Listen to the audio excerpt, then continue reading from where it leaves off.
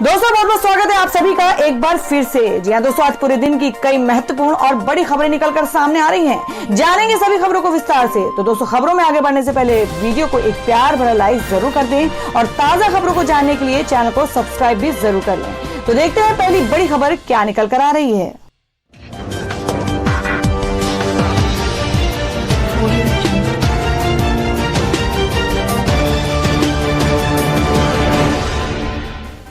तो दोस्तों आज की पहली बड़ी खबर निकल कर आ रही है अनलॉक 5 के हवाले से, जिसमें आपको बता दें कि सिनेमा हॉल और टूरिज्म खुलने की उम्मीद।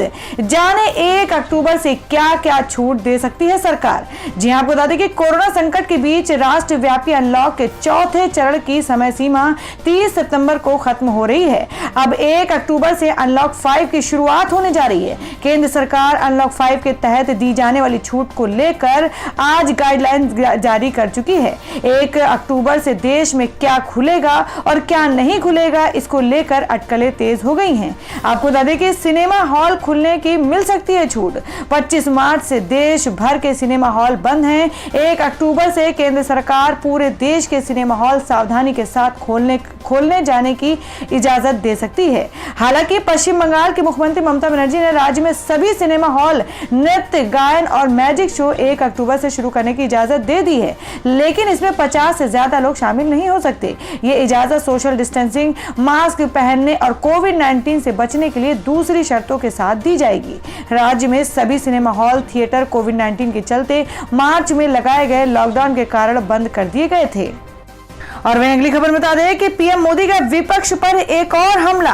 बोले कुछ लोग किसानों की आजादी बर्दाश्त नहीं कर पा रहे हैं। जी आपको बता दें कि प्रधानमंत्री नरेंद्र मोदी ने वीडियो कॉन्फ्रेंसिंग के जरिए नमामि गंगे मिशन के तहत हरिद्वार, ऋषिकेश और बद्रीनाथ समेत कई शहरों की 6 बड़ी परियोजनाओं का उद्घाटन किया। इस मौके पर पीएम मोदी ने अपने भाषण के दौरान कृषि कानून के खिलाफ विरोध प्रदर्शन कर रही कांग्रेस पर निशाना साधा। आपको बता दें पीएम मोदी ने कहा कि आज जब केंद्र सरकार किसानों को उनके अधिकार दे रही है तो भी ये लोग विरोध पर उतर आए हैं। ये लोग चाहते हैं कि देश का किसान खुले बाजार में अपनी उपज नहीं बेच पाए। जिन सामानों की, उपकरणों की किसान पूजा करता है, उन्हें आग लगाकर ये लोग अब किसानों को अपमानित कर रहे हैं। आपको बता दें कि एमएसपी लागू करने का काम स्वामीनाथन कमीशन की इच्छा के अनुसार हमारी ही सरकार ने किया। देश में एमएसपी भी रहेगी और किसान को देश में कहीं भी फसल बेचने की आजादी भी रहेगी, लेकिन ये आजादी कुछ लोग बर्दाश्त नहीं कर पा रहे हैं। आपको बता दें कि सर्जिकल स्ट्राइक से पहले 1 रैंक 1 पेंशन तक कांग्रेस द्वारा किए गए विरोध प्रदर्शन पर पीएम मोदी ने आड़े हाथों लिया। पीएम मोदी ने कहा कि 4 साल पहले का यही तो वो समय था जब देश के जाबाजों ने सर्जिकल स्ट्राइक करते हुए आतंक के अड्डों को तबाह कर दिया था, लेकिन ये लोग अपने जाबाजों से ही सर्जिकल स्ट्राइक के सबूत मांग रहे थे। सर्जिकल स्ट्राइक का भी विरोध करके ये लोग देश के सामने अपनी मंशा साफ कर चुके हैं। और वहीं अगली खबर में आपको बता दें कि महाराष्ट्र में नवरात्रि को लेकर गाइडलाइन जारी। डांडिया और गरबा पर रोक। जी हां, बात कर रहे हैं कि अगले महीने से फेस्टिवल सीजन शुरू होने जा रहा है। इसे देखते हुए महाराष्ट्र के गृह मंत्रालय द्वारा नवरात्रि को लेकर गाइडलाइन जारी कर दी गई है। राज्य सरकार द्वारा जारी गाइडलाइंस के अनुसार राज्य में डांडिया और गरबा की परमिशन नहीं होगी। इस गाइडलाइन के अंतर्गत घर पर मूर्तियों 2 फीट से अधिक की नहीं होनी चाहिए और पंडालों में मूर्तियों की ऊंचाई 4 फीट से कम होनी चाहिए। आपको बता दें महाराष्ट्र सरकार ने हाल ही में गुजरे गणेश उत्सव के लिए जो नियम बनाए थे, वही नियम इस बार नवरात्रि में भी लागू करने के आदेश दिए हैं। इन निर्देशों के मुताबिक मूर्तियों की ऊंचाई पंडाल के लिए 4 फुट की होगी, जबकि घर में लाई जाने वाली मूर्ति की ऊंचाई 2 फीट होनी चाहिए। आपको बता दें साथ ही सार्वजनिक नवरात्र मंडल को स्थानीय नगर पालिका की मंजूरी लेनी अनिवार्य होगी और उनके दिशा निर्देशों का पालन सख्ती के साथ करना होगा। और हमें बता दें कि फिल्म सिटी बनाने के लिए उत्तराखंड सरकार तलाश रही भूमि। भाग्यश्री ने जताई काम करने की इच्छा। जी आपको बता दें कि यूपी में फिल्म सिटी की घोषणा होने के बाद अब उत्तराखंड की त्रिवेंद्र सिंह रावत सरकार भी फिल्म सिटी के लिए जमीन तलाश रही है। प्रयास किए जा रहे एयरपोर्ट से कम दूरी पर जमीन मिल जाए। सीएम त्रिवेंद्र सिंह रावत ने अपने आवास में फिल्म अभिनेत्री भाग्यश्री एवं उनके पति हिमालय दासानी ने मुलाकात के दौरान ये जानकारी दी। दरअसल पिछले कुछ समय से फिल्मी हस्तियों का रुझान उत्तराखंड की तरफ बढ़ा है। इस सिलसिले में फिल्म अभिनेत्री भाग्यश्री एवं उनके पति हिमालय दासानी ने सीएम त्रिवेंद्र सिंह रावत से भेंट की। साथ ही उन्होंने उत्तराखंड में फिल्म सिटी के क्षेत्र में कार्य करने की इच्छा जताई। उन्होंने कहा कि उत्तराखंड में फिल्मी हस्तियों का रुझान बढ़ा है। राज्य में युवाओं को फिल्म के क्षेत्र में विभिन्न प्रशिक्षण दिए जाए तो युवा इस क्षेत्र में अच्छा करियर बना सकते हैं। उन्होंने कहा कि फिल्म क्षेत्र के साथ ही ऑर्गेनिक उत्पादों के क्षेत्र में भी उत्तराखंड में काफी संभावनाएं हैं। उत्तराखंड में ऑर्गेनिक नेचर को बढ़ावा देना जरूरी है।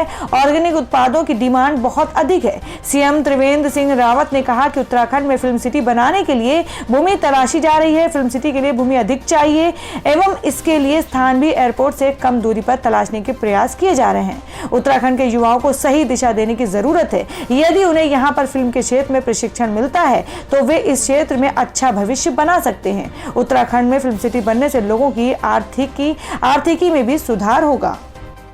और अब अगली खबर में आपको बता दें कि एनडीए में सीट बंटवारे पर घमासान, चिराग पासवान का भाजपा को अल्टीमेटम। जी हम बात करें कि बिहार विधानसभा चुनाव की तारीखों के ऐलान के साथ ही राज्य में गठबंधन दलों के बीच सीट बंटवारे को लेकर घमासान दिखने लगा है। एनडीए में सीट बंटवारे में देर से लोक जनशक्ति पार्टी खुश नहीं है। पार्टी अध्यक्ष चिराग पासवान ने सोमवार शाम को भाजपा अध्यक्ष जेपी नड्डा से मुलाकात की है। चिराग पासवान ने नड्डा से सीट शेयरिंग को लेकर जल्द फैसला लेने के लिए कहा है। बताया जा रहा है कि देर होने पर उन्होंने 143 सीटों पर लड़ने की बात कही है। नीतीश कुमार के खिलाफ भी उतार देंगे कैंडिडेट। जानकारी के मुताबिक चिराग पासवान ने उन सीटों पर कैंडिडेट उतारने की बात कही है जहां जेडीयू का कैंडिडेट होगा। अगर सीटों का बंटवारा करने में देरी होती और एलजेपी की मांगे नहीं मानी जाती तो पार्टी 143 सीटों पर उम्मीदवार उतारेगी।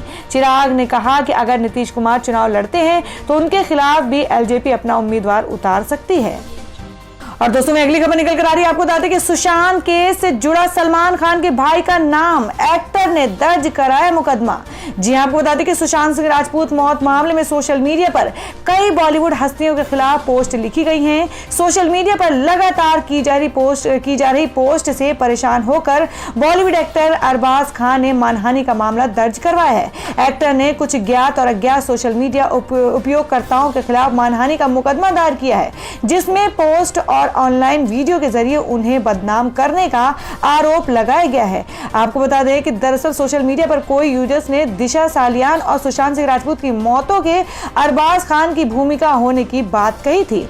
इन पोस्टर्स में कहा गया है कि दिशा सालियान और सुशांत सिंह राजपूत की मौत के कनेक्शन में अरबाज की भी भागीदारी है। अरबाज ने बॉम्बे सिविल कोर्ट में मानहानि का मुकदमा दायर किया है। 28 सितंबर को कोर्ट ने विभोर आनंद और साक्षी भंडारी नाम के अभियुक्तों के खिलाफ एक अंतरिम आदेश दिया है, जिसमें इन अभियुक्तों को तुरंत प्रभाव से बदनाम करने वाले पोस्टर्स हटाने का निर्देश दिया है। कोर्ट ने दिए निर्देश में पोस्टर हटाने के आदेश दिए हैं। मुकदमे में अरबाज या उनके परिवार के खिलाफ किसी भी तरह के अभद्र या अपमान करने वाला कंटेंट, जिनमें post, message, tweets, video, interview जैसी चीजें शामिल हैं, उसको हर सोशल मीडिया प्लेटफॉर्म मसलन ट्विटर, फेसबुक, यूट्यूब और अन्य माध्यमों से हटाने का निर्देश दिया गया है। यह आदेश न्यायमूर्ति वीवी विद्वान ने पारित किया है। डीएसके लीगल के वकील प्रदीप गांधी ने अरबाज खान का प्रतिनिधित्व किया है। बता दें कि कुछ सोशल मीडिया यूजर्स ने तो अपने पोस्ट में लिखा कि सुशांत और दिशा सालियान की मौत में अरबाज खान की भूमिका पाई गई है और सीबीआई ने उन्हें अनौपचारिक तौर से हिरासत में ले लिया है, जबकि सच्चाई ये है कि सीबीआई ने अरबाज खान के खिलाफ किसी भी मामले में कोई कार्रवाई नहीं की है। ये सोशल मीडिया पर फैलाया गया झूठ है। गौरतलब है कि सुशांत सिंह राजपूत को 14 जून को उनके बांद्रा स्थित आवास पर मृत पाया गया था। सुशांत की एक्स मैनेजर दिशा सालियान का 8 जून 2020 को निधन हो गया था। कथित रूप से मुंबई की बिल्डिंग से गिरने के बाद उनकी मौत हो गई थी। तो दोस्तों, खबरों में आगे बढ़ने से पहले जान लेते हैं आज के माइंड क्विज के सवाल को। आज का सवाल है, आपको बताना है कि किस नदी को दक्षिण की गंगा कहा जाता है। इसका जवाब आपको वीडियो के नीचे कमेंट बॉक्स में देना है और सही जवाब देने वाले को रैंडमली लेकर जाएगा और वो जीत सकते हैं एक बम्पर पुरस्कार। तो बढ़ते हैं अगली खबर की ओर। और वहीं अगली खबर में आपको बता दें कि नुसरत जहां के दुर्गा अवतार को देखकर भड़के कट्टरपंथी सोशल मीडिया पर दी जान से मारने की धमकी।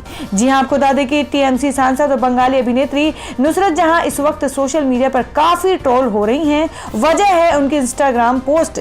दरअसल हाल ही में नुसरत ने एक नया फोटो शूट कराया जिसमें वो मां दुर्गा के अवतार में नजर आ रही हैं। नुसरत ने खुद अपनी तस्वीरें शेयर की हैं, लेकिन नुसरत की इस रूप को देखकर कुछ कट्टरपंथी नाराज हो गए हैं और उन्होंने खुलेआम नुसरत को धमकियां देना शुरू कर दिया है, जिसके बाद टीएमसी सांसद की ओर से आधिकारिक शिकायत दर्ज कराई गई है।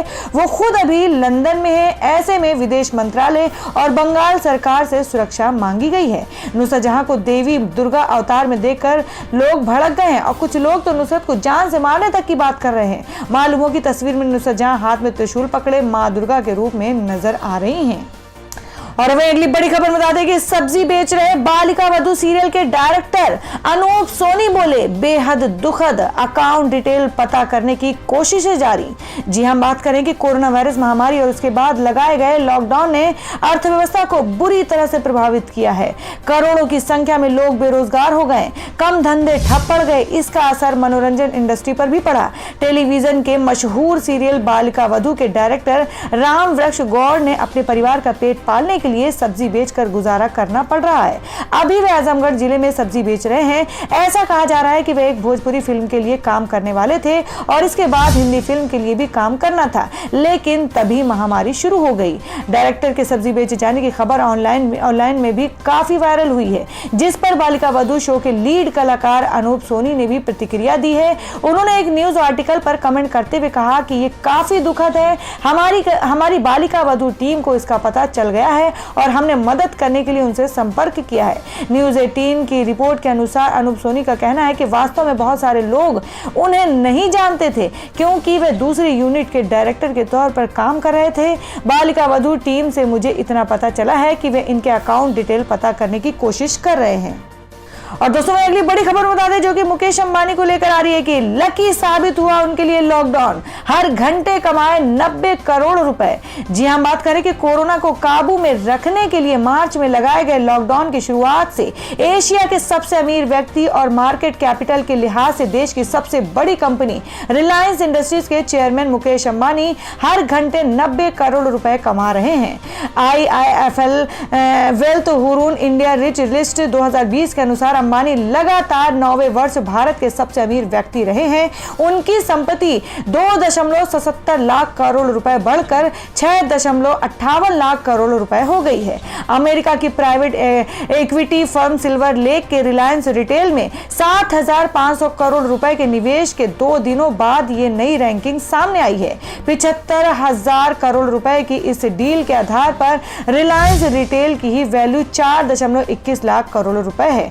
आपको बता दें कि अंबानी ने रिलायंस की डिजिटल इकाई के लिए 20 अरब डॉलर की फंडिंग की है। इसके निवेशकों में फेसबुक, KKR आदि शामिल है। इस फंडिंग से अंबानी का रिलायंस इंडस्ट्री को डेप्ट फ्री करने का भी टारगेट पूरा हो गया है। इससे अंबानी की दौलत में अच्छा खासा इजाफा हुआ है, जबकि दूसरी तरफ कई कंपनियों की बैलेंस शीट कोरोना के चलते घटी है। अब 63 वर्षीय अंबानी ने फ्यूचर में ग्रोथ हासिल करने के लिए अपनी निगाहें टेक और रिटेल पर जमा ली हैं। अंबानी की महत्वाकांक्षाओं में चीन के अलीबाबा जैसे घरेलू ई-कॉमर्स दिग्गज कंपनी तैयार करना शामिल है।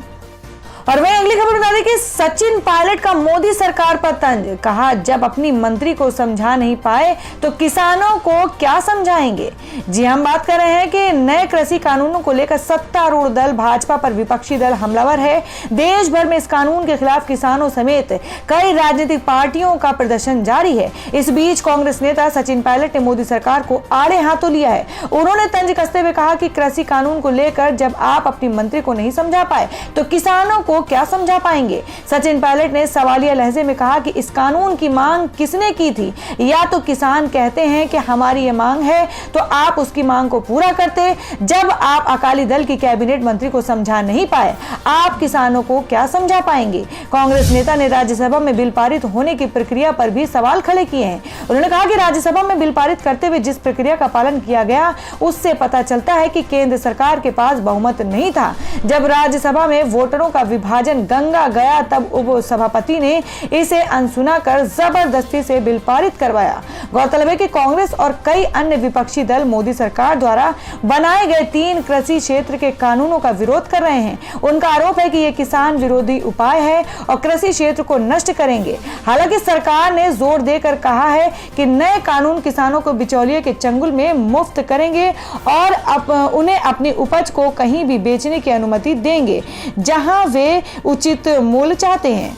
तो दोस्तों, आप लोगों को क्या लगता है जिस तरीके से प्रधानमंत्री के ऊपर सचिन पायलट ने किसानों का मुद्दे को लेकर उठाया है, तो क्या उनका कहना सही है? आप अपना सुझाव कमेंट बॉक्स में जरूर दें। बढ़ते अगली खबर की ओर। और हमें अगली खबर बता दें कि ड्रग्स केस में दीपिका पादुकोण के साथ काम कर चुके 3 सुपरस्टार से पूछताछ करेगी एनसीबी। जी हां, बात करें कि ड्रग्स केस में एनसीबी दीपिका पादुकोण के साथ काम कर चुके 3 सुपरस्टार से जल्द पूछताछ कर सकती है।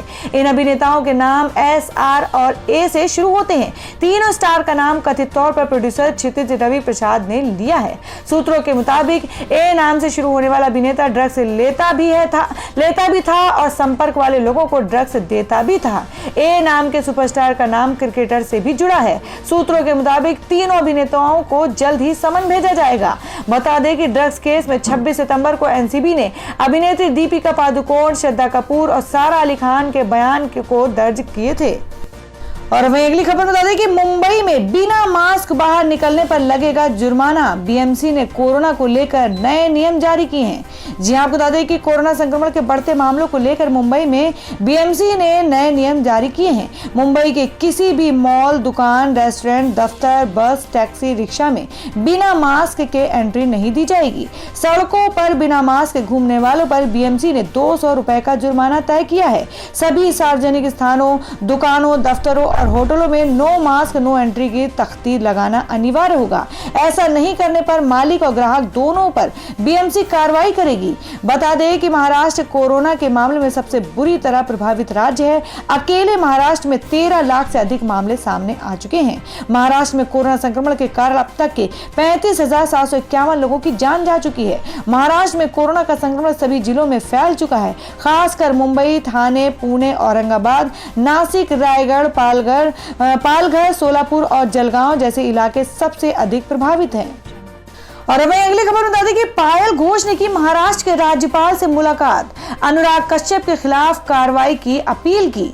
जी हां, बात कर रहे हैं कि फिल्म मेकर अनुराग कश्यप पर बलात्कार का आरोप लगाने वाली अभिनेत्री पायल घोष ने मंगलवार को महाराष्ट्र के राज्यपाल भगत सिंह कोश्यारी से मुलाकात की और निर्देशक के खिलाफ कार्रवाई की अपील की।